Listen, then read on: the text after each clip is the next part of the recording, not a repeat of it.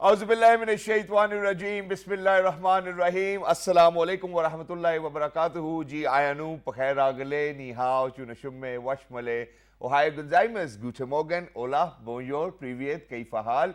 Hale shuma chatore. Ahlan wa sahlan. Marhaba. Buna. Mucho. Gracias. Swabi. Ab balli kare hain. Hosh galden. And thank you very much everybody for tuning into PTV World. You're definitely watching World this morning.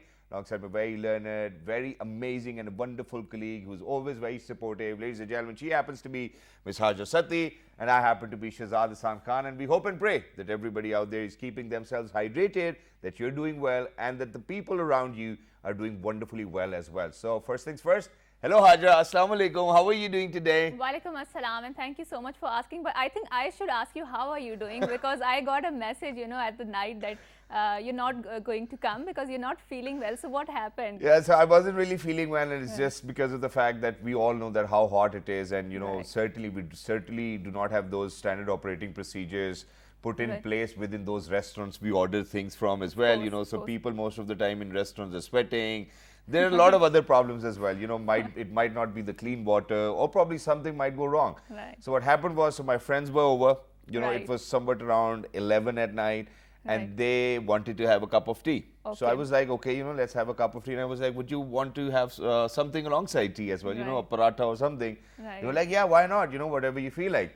So I ordered 2 malai parathas and I ordered a pizza paratha alongside that cup of tea as well. And then we had it and we ate it. And then right after I ate it, I knew that, hey, you know what? I think I've made a big mistake as well. And certainly, I think that's what the message is, because then afterwards I felt like throwing up as well.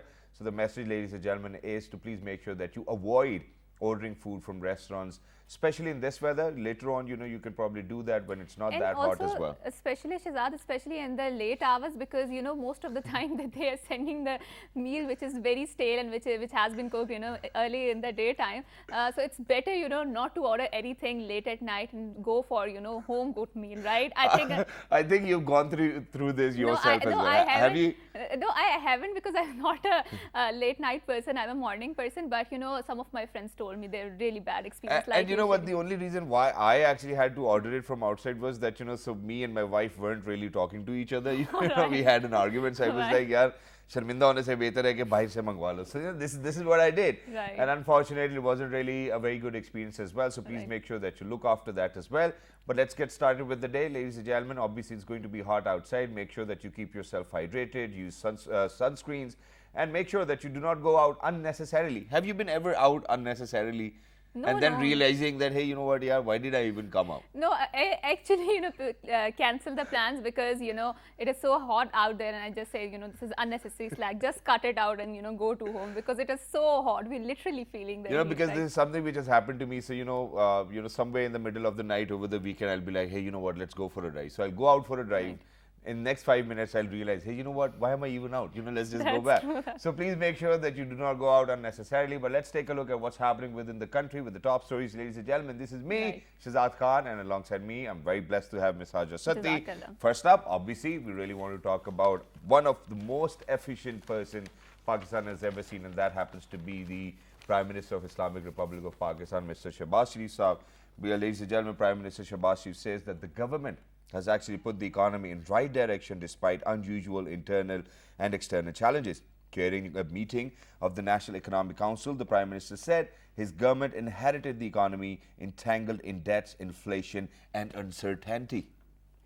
And he also said that the country has been facing very tough economic situation due to the irrational decisions made in the past. Meanwhile, the Economic Council has approved annual goals for the current fiscal year, and the size of the federal development budget has been set at 800 billion rupees. Oh, wow. And the government aims also to achieve at least 5% GDP growth in upcoming fiscal year. That's a very ambitious target, and we wish best of luck to our government, because, you can see, there's a global inflation going around the world, and it's a pretty difficult moment for the governors, for the policymakers at the helm of the power. And so anybody can actually have a very different thought process as well. But to what I have seen while growing up, I think that, when we talk about Prime Minister Shehbaz Sharif Saab, I think they have got that team because he, I believe, is a wonderful administrator and he knows how to get things done, and that too on time. Imagine, so he took to office and it was just 5 or 6 days that the airport metro bus was working, you know, officially. And you know, so a few DCs happened to be my friends as well, and they were like, you know, we've just been on that road for the last 5 days, and they made sure that, you know, it's going to work as well. But now I think Pakistan television, ladies and gentlemen, is moving in the right direction, and that too under the auspices of our information minister, Ms. Mariam Aurangzeb Sahiba as well, because just yesterday PTV film logo has been released, and Mohammed Shoaib was over there hosting the ceremony, which did make me proud. Information Minister Mariam Aurangzeb has launched PTV film logo at a ceremony in Islamabad. The Information Minister announced the launch of the Pakistan Flicks. PTV's archived content will be showcased on Pakistan Flicks. Well, we will be on that too as well, you know, archive shows. Addressing the launching ceremony, Mariam Aurangzeb said Pakistan Muslim League and launched the first film policy in Pakistan in 2018. And she also said that Pakistan Muslim League Nawaz also launched the first cultural policy in 2018. She said present government will facilitate the film industry across the country, and steps will be taken to benefit labour relating to the film industry. She also added that the PTV is responsible for creating national narrative and will counter negative propaganda against our society. Mariam Aurangzeb added that the long-term reforms are required for the improvement in the media.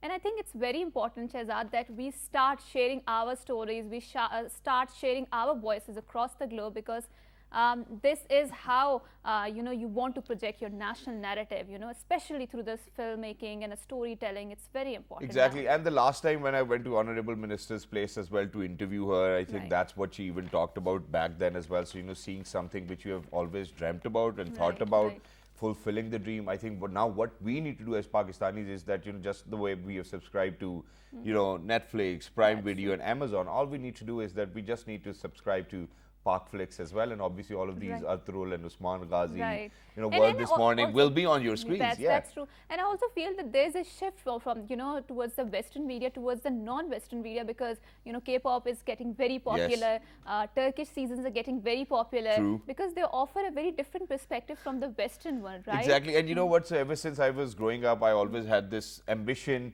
to myself, and that was that, you know, if, for example, I'm going to travel abroad, I really want to see something of my own in a commercial plane, and that that was fulfilled by Allah Almighty, alhamdulillah. So I did a food program which was on air on 35 different channels, and when I saw it, I was just so happy. I was like, hey, you know what, I can see my programs, that too, you know, when I'm on board and I'm flying in the middle of the air. Wow, thank you very much, Allah Mia. But now moving on, I think we really need to thank Allah Almighty on every single step, and it's because of the fact that just yesterday, where it was the first one-day international in between West Indies and Pakistan, where West Indies won the toss and chose to bat first, ladies and gentlemen, gave a target of 305, which was quite a high target as well. But to be very honest, the best part over here is that opener Shai Hope remained top scorer with 127 runs. He hit 15 fours and 1 6 in his innings.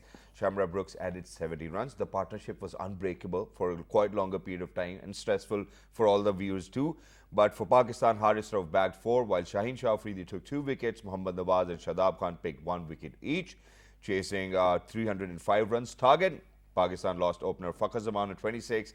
Imam Ulaq and Babar Azam added a 103 run stand for the second wicket. Babar and Mohammad Rizwan added crucial 108 run stand for the third wicket. Babar Azam completed his third consecutive century and created history as he became the only batter of the world to score 3 consecutive centuries on 2 different occasions. Wow, that's phenomenal. So Babar, you know, you've been giving heart attacks to people all across the globe, and everybody's been talking about you, and they talk about how good of a player you are and the stature you have. I believe that you're one of the best. In fact, the best. That's it. You know, nobody even comes close to you, because you're the only person who's actually done that. 3 consecutive centuries on 2 different occasions. It's just wonderful. But Khushdil, you really did save the day yesterday, because Khushdil Shah played a blistering knock of unbeaten 41 runs of 23 balls to seal victory for Pakistan. And the second match will obviously be on the 10th, which is Friday, ladies and gentlemen. So please make sure that you tune in to PTV Sports, because you will definitely catch me there talking about cricket alongside Mr. Rashid Latif. Well, that was wonderful. And there's one more record of Babar Azam, which he's nearing probably, or I think he's broken it as well. So this record, ladies and gentlemen, earlier was with Virat Kohli for the fastest ODI thousands runs, being a captain as well. So Babar Azam was short on 98 runs, if I am correct. But to be very honest, I will have to check that again as well. But I believe that he's broken that record, because as a captain, he's done that in only 14 one-day international innings. Oh wow, that's And amazing. he broke another record as well. So Oh. imagine that he completed his 15 one-day international centuries in 83 innings. Right. And the previous record was with Hashim Amla, and he did it in 86 innings as well. Right, and I think we have a very humble captain of the cricket team also here in the form of the Babar Azam, right? And Exactly. I think that you can talk more about it very passionately, but also we can feel the heat. Literally, we can feel the heat because it's so hot there. So you want Exactly, because that's what West Indies actually took advantage of yesterday, playing Right. in Multan, and that too when the match actually starts at 4 p.m. Okay. So imagine what they did was, obviously, our fielders and bowlers, they were getting Right. thirsty, they had to go for water breaks and whatnot, which is why, the target was so high. But the heat wave is for real. Right. So what we're going to do is that we're not going to tell you what's going to happen, but we do have a small package to share with you guys. Go ahead, take a look. And we obviously, when we come back, we really need to talk about how people really need to survive when we do know there's a lot of inflation, how people really need to get their things done Right. when they're in need of money. How do you think that people can probably lend money from so many different microfinance organizations out there? Do you think it's profitable for us? That's something which we'll be talking about, but after a report on heat wave. Pakistan is in the grip of the latest spell of blistering heat wave, which is scorching its various parts beyond expectation. This searing heat wave is not only another strong reminder to the concerned authorities, but also a glaring manifestation of climate threats which continue to loom large over Pakistan. This year's sizzling heat wave has raised the mercury to 6 to 7 degrees higher than normal, shooting the temperature nearly 50 degrees Celsius. Swathes of Pakistan have been smothered by high temperatures since late April. While high temperatures have always been prevalent in northwestern Pakistan, reports say the climate emergency has made those heat waves 100 times more likely. Yet there is a scant hope for relief as repeated heat waves scorch Pakistan. Little has been done to mitigate the impacts as country is most lacking in heat adaptation facilities such as air conditioning and the resources to run them. Furthermore, Pakistan has more than 7,000 glaciers, one of the highest numbers in the world, many of them in the Himalayan region. In its north, rising levels of heat wave accelerated glacial melting, triggering the collapse of a historic bridge in the Hunza Valley. In the south, weakened flows to the Indus River has resulted in a nearly 38% water shortage in Punjab and Sindh. Experts have warned unexpected heat wave is also affecting the agriculture sector in the country. Meanwhile, Pakistan's mango harvest has also been affected, with some local experts claiming a drop of nearly 60% in production. Earlier this month, Pakistan was ranked among the top 23 countries in the world by the UN facing drought emergencies over the past 2 years. Pakistan has endured heightened heat waves since 2015. The Indus River, Pakistan's key waterway, has shrunk by 65% due to a lack of rains and snow this year. Sheep have reportedly died from heat stroke and dehydration in the Cholistan desert of Punjab, Pakistan's most populous province, which also serves as the national breadbasket. Nevertheless, the climate disasters could cause devastating impact on geological, geographical and physical landscape of Pakistan, but it could not break the relentless resolve of low-income laborers in Pakistan who work outdoors, making the heat wave a secondary concern. All right, ladies and gentlemen, so please make sure that you kind of keep yourself covered from every aspect of life which is coming towards you and will not have a positive impact. All right, that's what we want you to do as well. But now let's talk about. Of course, as Hizad was mentioning, that poverty and climate change are very closely linked, but there are solutions to the poverty. There are solutions at the micro level, at the global level, at the local level, and at the global level, right? Yes. And one of the solution is in the form of the microfinance, True. right? And so we have a very prestigious guest here who's going to talk about the microfinance, and we are very lucky to have with us Yasir Ashfaq Saab, who is a microfinance expert. And he happens to be the CEO of PMIC as well, ladies and gentlemen. And it's I think it's an honor for us to host him, and it's because of the fact that we really want people to know that how accessible these microfinance loans are. And it's not that, because there's a lot of stereotype going around loans and microfinance as well. So we really wanted to break free those barriers, and we wanted to make sure that we reach out to our audiences who really need help as well, and that they can grow with such a little help. And I think that it's a brilliant idea for microfinance, and it's an industry. And when we talk about PMIC, ladies and gentlemen, it has a portfolio of 30 billion They never said dollars or rupees. So I'm going to just stay at 30 billion as well. But hello, assalamu alaikum, sir. How are you? Walaikum assalam. I'm good. How are you? Absolutely perfect, sir. Thank you very much for joining us. So you have an extensive experience of more than 25 years, but I only thought that you might be 25 years old only. But when I read that, I was shocked, mashallah. That's how young you look too as well. Thanks. And that's how bankers are usually. But sir, when we talk about microfinance, the word or the term itself has been going around after probably 2000. And, so there were a lot of mergers which Pakistan has seen, made BFC, RDFC, they merged them and, small and medium enterprises came out. And what I have witnessed so far is that people might not have a better understanding of what microfinance is. There might be a cap onto how much loan you can withdraw, but then people are always scared about the interest rate. And so first of all, let's understand microfinance, and then we'll get into what PMIC is doing, how PMIC was established, and all of that. Please. Thank you so much for inviting me. Exactly. Microfinance actually started when there was a feeling that the markets are not working, right? So they are not addressing the needs of those who are at the bottom of the pyramid, their financial needs. And so, the modern microfinance, because lending is there for many, many centuries, but modern microfinance was started, as they say, most probably in Bangladesh, but there are other claims as well. Dr. Yunus and Sir Fazle Abid at BRAC and Dr. Yunus at Grameen started this movement. And in Pakistan, with the number of institutions like NRSP, Kash, Khushhali Bank started working at following that model.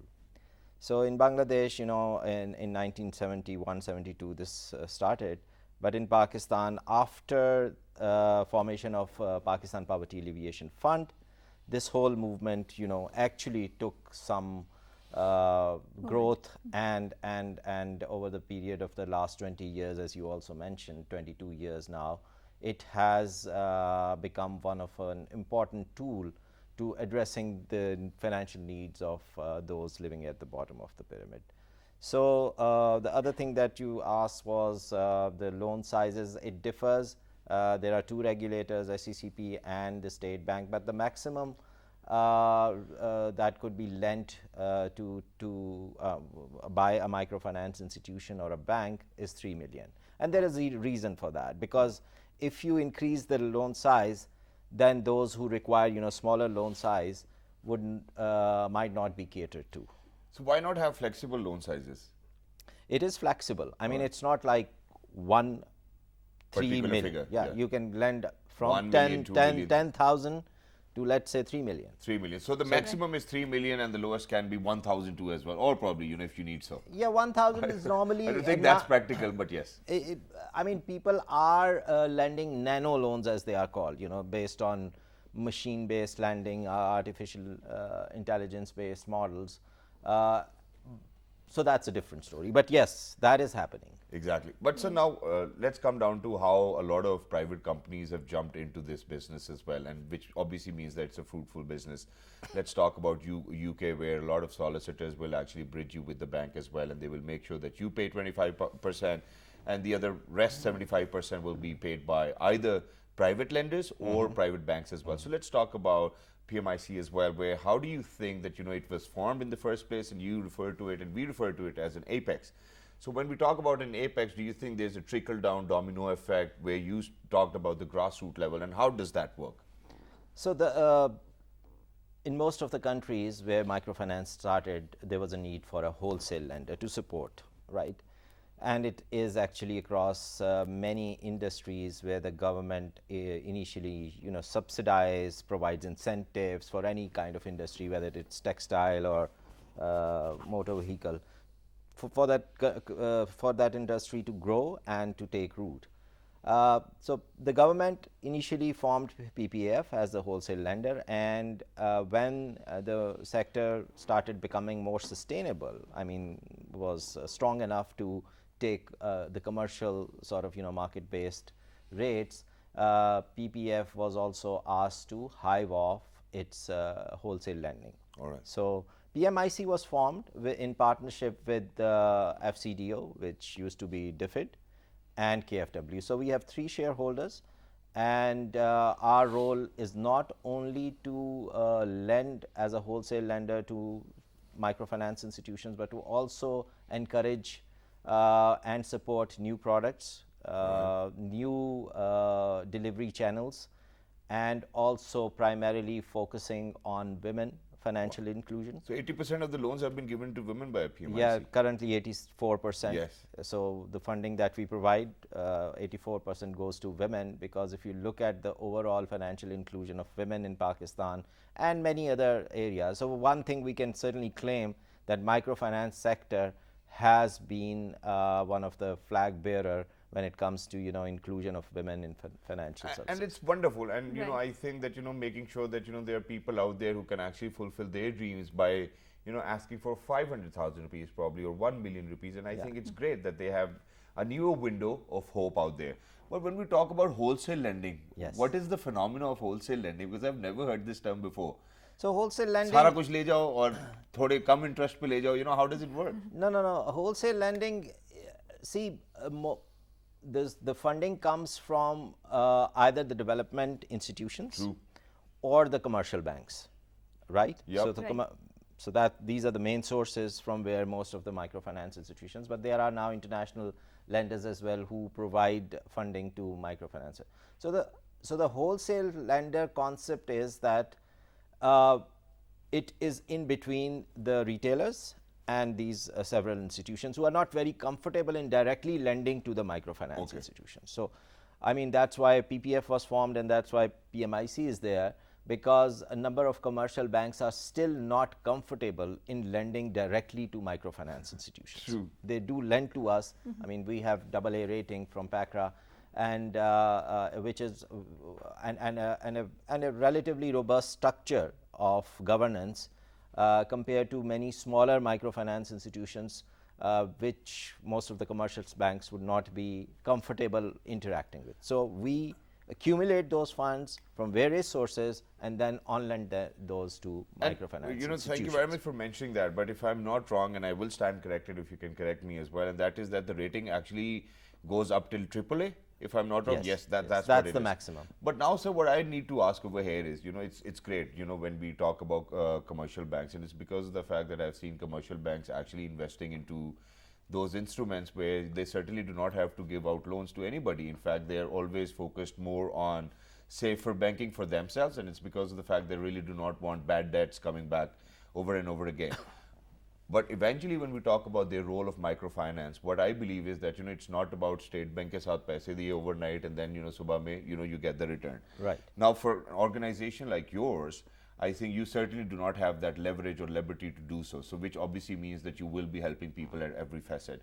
But how do you think that we really need to reach out to those commercial banks that, hey, you know what, that's not what the purpose was. The purpose was for you to help the needy, to help and fulfill their needs and their requirements. Rather, they've made the process so difficult that people certainly do not want to enter bank.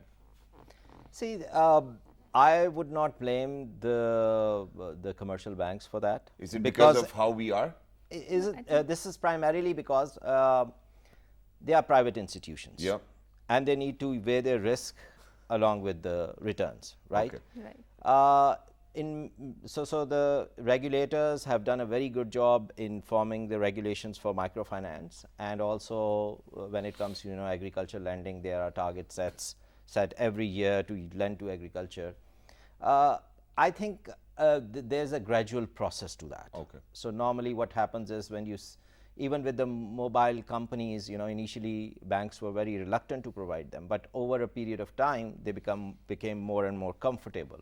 So our role is not only to get funding directly from commercial bank, but also give them comfort to lend directly to microfinance institutions in the sector. So at times we also collaborate with them and Only when the provide government does not need the money. guarantees to commercial banks to lend to microfinance institutions. We also at times, especially during COVID, we played a very important role of briefing them regularly about the sector. True. Because some of them do have exposure. I mean, they have started lending to microfinance institutions and they have comfort. But that would come over a period of time. They are accumulating the knowledge, right, at this point in time. And when will they start to deliver the with that accumulated knowledge? See, currently, if I'm not wrong, there is 20 billion funding, roughly that around that going from, although the sector is around 400 billion plus, but 20 billion of funding comes from commercial banks currently, right? Some of the commercial banks have actually now owned microfinance bank. For example, First Microfinance Bank was recently, named as HBL Microfinance Bank. So they are exploring that area. But if the incentives are too much, I mean, as you said, investing in government securities, which has literally no credit risk and it's sovereign guarantee. So why not? Why not? Right. And so what is the, impact of microfinance on the society, and can you recall any success stories if you want? See, the area where microfinance really has impact is with those people who are enterprising. True. Okay. So we can't treat poor, I mean, they are very heterogeneous, right? Okay. So no one poor is same, Right. True. right? And that's why in Bangladesh and many other countries, there is a graduation model. So you start normally with, interest-free loans like the Ahuvat model that you might have heard, and previous government was also, working on KPP, and before that, PMLN government had this Prime Minister interest-free loan. Yes. So for those who are very, very poor, who are really not enterprising, but they still have financial needs. So that's the instrument, right? Right. And above that, then those who are enterprising, who want to start a business, and as I said, majority of our clients are women, right? Okay. So when we go and meet these women, we see all the success stories. Wow. So they literally want to invest in their kids after earning from taking loans, right? Yes. They send them for to better schools. They look after, their nutritional needs. So I think there's lots of success stories, but the real impact of microfinance is with those individuals who are themselves enterprising, who want to start business, who want to grow business. True. And not everyone is I'm going to entrepreneur. 100% agree with you as well, and it's because of the fact that only money at the hands of an enterprising gentleman or a woman, ladies and gentlemen, Right. can do wonders with that. But for somebody who's just going to sit idle and seek for loans, eventually he will end up using that or consuming that money too as well. But now, sir, let's come down to how PMIC is actually going to help other people and how they can get Right. loans. Right. From this program, we would want to reach out because we go out in 46 different countries. First of all, is this program transnational? Does it go across borders as well? Can anybody come and be like, from Bangladesh, sir, PMIC, can you give me loans as well? Or is it just for Pakistan? This is PMIC, so Pakistan Microfinance. All right. Because the need is huge. True. Right. The need is huge. You compare with Bangladesh, Bangladesh has currently 36 million clients. I wasn't really We have comparing though, but yeah. 8 million clients. And I A think lot laws of are industry also has moved to different. Bangladesh too as well, Yeah, I mean, they have 170 million people. We have 220 million people, but just 35, they have 35 million clients. We have 8 million clients. Exactly. So now let's Right. get started from how do you think, for example, if I want to have my own business, I do not have a business as of now. Yeah. Right. What are the requirements? How do I reach out to PMIC? What will be the requirements? And how do I get the loan? So, as I said, we are a wholesale lender. Yep. We don't directly lend, but we lend through 25, 26 organizations Okay. across the country. Wow. I think our fund goes almost to 86, 87 districts. Okay. They have their branches there. Normally, and there are two very different models. One is more, the classical model of building the communities, building the credit groups, especially in the rural areas. Right. They approach them, these institutions approach these individuals, help them out in understanding what a microfinance loan is, how to use that. At times there are trainings. True. Not only for the enterprises, but at times, livestock, improving the agriculture yield, and that's another thing that we are also doing. And then in the urban area, it's now more and more individual-based lending. So these institutions are growing. They approach the individuals, but any individual can also approach these institutions, and the list is on our website. Can you name a few, you know, for people who might not even go? I mean, the larger institutions are there are banks, Khushali Bank, then there is NRSP, All right. there is Kash Foundation, there is Asha Pakistan, which has now, I mean, So we need to almost get in touch 700,000. with them first, and then they will refer the case Normally, they get in touch with the. So wherever they open a branch, normally they operate in a radius of 2 to 5 kilometers, and then they approach those people. But if you see branches of these, you can go there. The methodology is very different from a commercial conventional. Yeah, bank. because they call people, sir, loan chahiye aapko? Nahi chahiye, bhai, nahi chahiye, please. Yeah. So actually, they go and educate. Most of them approach these individuals. Right. And then since now there are almost 8 million clients, there is a lot of, you know, knowledge sharing Words or going around, dissemination. Right. And Word most of mouth is- yeah. Word Wow, of mouth. that's wonderful. So, you know, we go over there, you know, with Asha, for example, and then I talk to them and they'll be like, hey, you know what, we can help you with your business. You know, They would assess you. They Okay. have their own So form. they will assess but us. normally it's a process that takes, you know, 3 to 5 days. 3 to 5 days. Right. That's it. So there's no collateral which I No really need collateral. to submit or something No of collateral. that sort. And how Until much- and unless it's a house loan, Okay. which is a larger size. Right. It used to be social collateral. So if there's a 25 people group, each one is going to, you know, guarantee for other, So which is That's it. How do you maintain that, you know, you do not go into some, you know, risk sort of a business, risky business, you know, which collapse and, you know, your money is then. So normally, most of these individuals would already be doing small businesses, Right. right? Right. But then there would be those who would be, you know, starting Beginners, new right. businesses. They need to provide a guarantor, right? Okay. So somebody who's either already a So you're borrower. keeping a word these days. That's what you're trying to say. That, you know, if I come and I say like, Hajra, sir, वापस दे देगी पैसे, and you'll be like, Right. okay, yaar, le jao. See, our experience is But that I if go you bankrupt, then assess, you are responsible. so this is a very important point.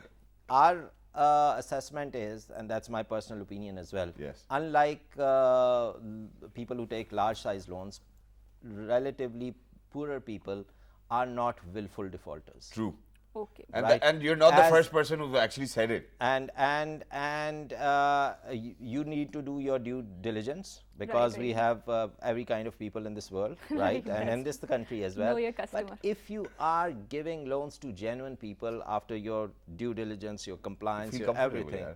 You feel great about yourself too. Yeah. Hey, you know what? I've helped so many people. You know, imagine we're talking about 8 million people as of now, ladies and gentlemen. I think it's a great achievement. A big round of applause to you too as well. You know, so when we talk about 8 million people, ladies and gentlemen, it really comprises of 80 million at least people, you know, Yeah, who will households. benefit from that. Yes, households, true. obviously. But very quickly, sir, towards the end, you know, it's just the interest rate towards the end of it. And, you know, Pakistan happens to be one of those countries where the interest rate is always on the higher side. You know, we go to developed countries, the interest rate will be somewhat around within 5%. Imagine 16%, 17%, just the thought of it, you're like, yaar, मैं कमाऊंगा क्या और खाऊंगा क्या और वापस क्या Absolutely, करूंगा? So how do we go about that? See, we need to. I mean, we can't do much about the Khyber. Okay, Right, yes, Right, obviously. that's Of course, linked of to the. But I think more efficiency needs to be. We need to be more efficient as a sector, where digitization is one aspect, which can reduce the cost in the long run. Because initially you do need to invest in technology. You need to invest in that aspect. So I think there is a room for improvement. Some of the other countries have certainly reduced their cost of delivery because of the scale that they have attained. It comes with the scale as well. True. So 32, 33 million in Bangladesh compared to 8. When Yep. we reach that stage, the prices would come down. But inflation, I mean, we don't have much control That's True. true, on that's that. true. That's It's a global that's phenomenon, right? That's something that the macroeconomics. But thank you very much, Yasir bhai, for being with Thank us. It you was so wonderful much. to be in conversation with such a True. vibrant, young, amazing human being who's actually helping people out there for making sure that they are going to fulfill their dreams too as well. Happens to be Right. the Chief Executive Officer of PMIC, which happens to be Pakistan Microfinance Investment Company Limited as well. Ladies and gentlemen, if you haven't heard about it, well, today that's what we wanted to do. Please make sure that you get in touch with all of those smaller companies who are out there who will help Right. you reach out towards PMIC as well. If you want to fulfill your dreams, they are here and they are willing to help as well without any collateral. All you need is a guarantee. Should I be guaranteeing for you? Of course, go ahead. That would be very kind of you. All right, we'll talk about it. We really need to discuss the business idea you have. But ladies and gentlemen, as we say, that, you know, money is important in life. You know, a lot of people say, you know, there's always this argument going on, Right. oh, money is not everything in life and whatnot. But imagine that, you know, when we say money is important, it is important, obviously, but alongside, I think arts and culture is important. That's It's true, that's true. indispensable for life as well. Right. That's something we will be talking about in the next segment. Don't go anywhere. We will be right back.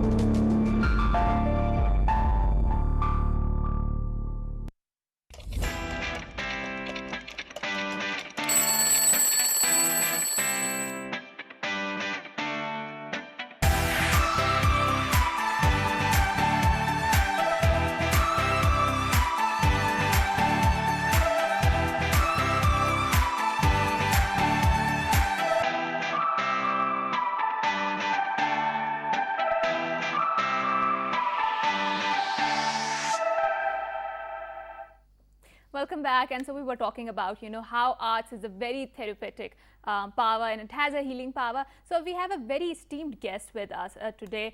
She happens to be Miss Esther Das. She happens to be peace and human rights activist and also an educationist. And she's been teaching in a Surrey University in London. Assalamu alaikum and welcome to World This Morning, ma'am.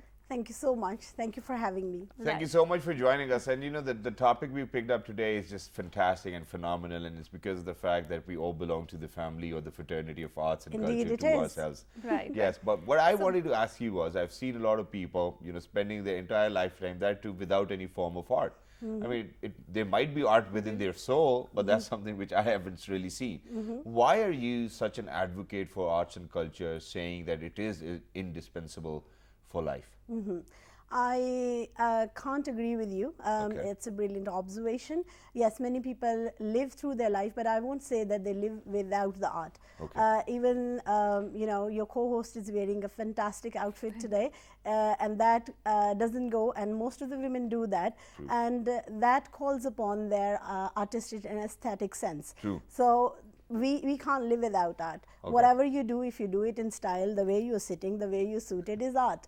Right. So I won't say that, yeah, but the thing is we enjoy, I would say most of our, as a nation, we enjoy art, but we don't value it enough. That's true. Exactly. So that's the fact, and I have been part of that. I was guilty of that for quite a few years of my life until I went through a personal bereavement. And that's where I learned that art can actually, being a teacher, I have used music and poetry to teach language for a long time. However, that was the first time I That sounds felt like magic. You've used art and music to teach language. to teach language. Poetry. Yes. Wow. Right. Yes. And what are some of the very predominant themes that are prevalent in your poetry and in your music? Not my poetry and music, but I borrow poetry Right. and music. Right. And then I teach, for example, if you What start. inspires you that?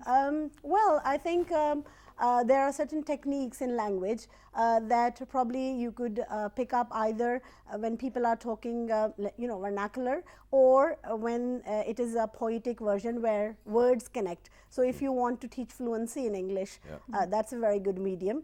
But also through that, you don't only teach them fluency, but also the concept of the language. True.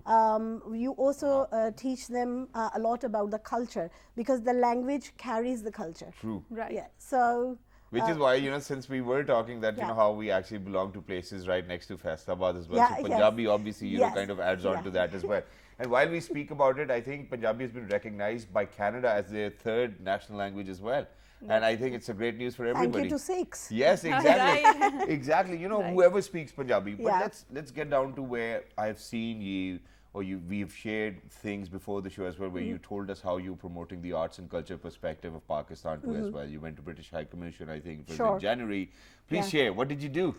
Okay, well, it took me, it wasn't that easy that I went and snapped and they said, okay, yeah, come and very welcome.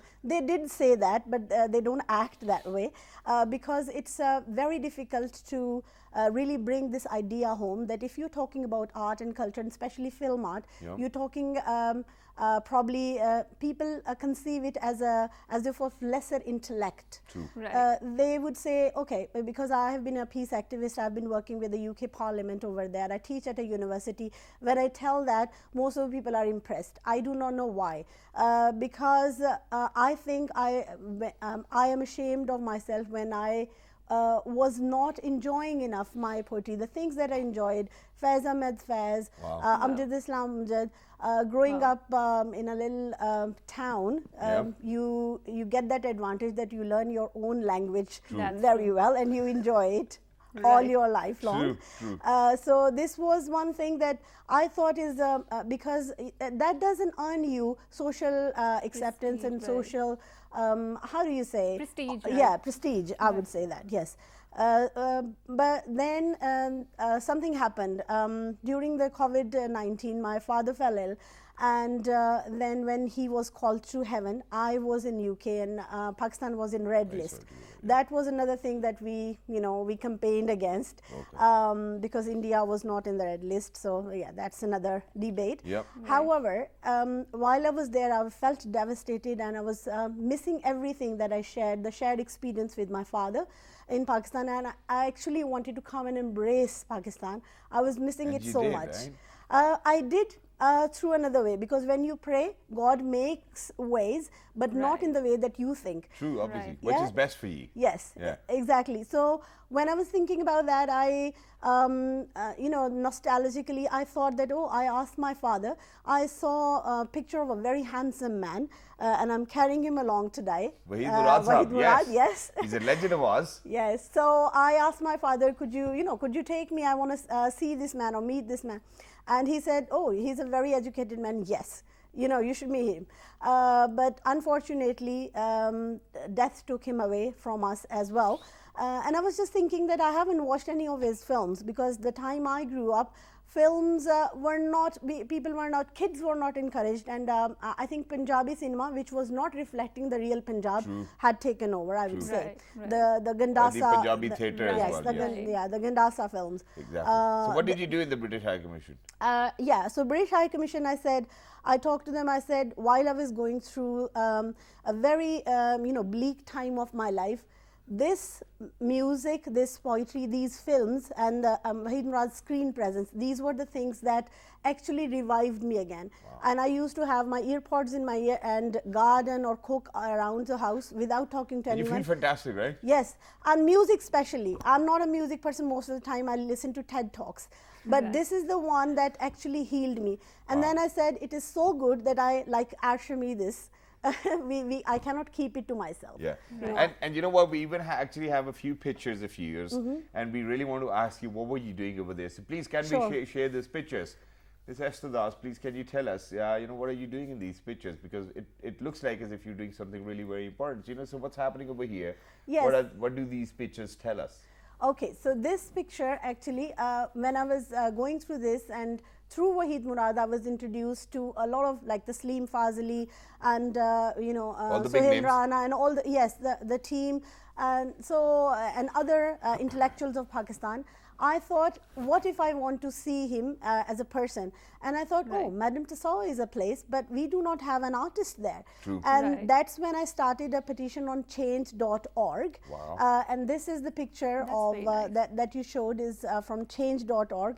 Anyone who is viewing this, if you search Google, say add Wahid Murad, you can write to Madame Tussauds as well, or add Wahid Murad. If you scroll down, you will see this picture. That is the petition. Wow. And I would take this opportunity through this program to talk to your viewers. If anyone could do that, and just all you need to do is click on that, and it will open a page, and there will be required only your name, your surname, and your email address. Submit. So that is one way. And I will take advantage of this opportunity, and for all of those viewers who will be doing it for such a legend, when we talk about Wahid Murad, so please make sure that you do it for me too as well. Yeah. On a very light Thank note. you for joining hands in that. But it's great. We obviously do need representation, and why not? But it's the change ambassadors like you who are actually doing it, and you're doing a fruitful job as well. But what do you aspire to achieve when we talk about art and culture, and convincing people that, hey, you know what, it's important for you to have a good life, but it is important for you to actually have arts and culture around you? I think I was talking to someone, and the words really inspired me, and the person said, I said, we were talking about World Culture Day, and I said, what's culture? We're trying to define it. And he said, anything that you enjoy doing in the bounds of some geographical area, and most of the people enjoy it, is culture. True. That's So nice. you enjoy eating something together, Right. you enjoy wearing something, you enjoy a certain kind of music, that's your culture. But it started with a personal thing, but it doesn't, it transcends that, okay? It goes beyond that. And then when I was talking to British High Commission, I said, look, one thing it will do, if we have Wahid Murad as the icon and representative of our creative abilities and our film, art and music over there, he might be the first one to make a way for many others. But what it will do, it will send a message across the globe that Pakistani people are peace-loving, art-loving, music-loving, color-loving people. Yes, we are. And thank you very much, Ms. Esther Dar, for being with us. It was lovely to be in conversation with you. And I absolutely loved what you're wearing too as well. That's I think also an promoting art, Sindhi. right? Block You're promoting Sindhi culture as well as of now. But for everybody who's out there, ladies and gentlemen, we're short on time, but obviously we're going to have her again on the show too, where we certainly want to talk, we wanted to talk our hearts out as well. Right, of course. And we couldn't because, time was short, and we were always saying that, art has that power of transcending very, polarizing populism, which is on the rise right here, right? And so with this, we will end our show. And until next time, it's a goodbye. And please give us feedback, because it always feels very wonderful to have your participation. Wonderful. 1, 2, 3. Good morning.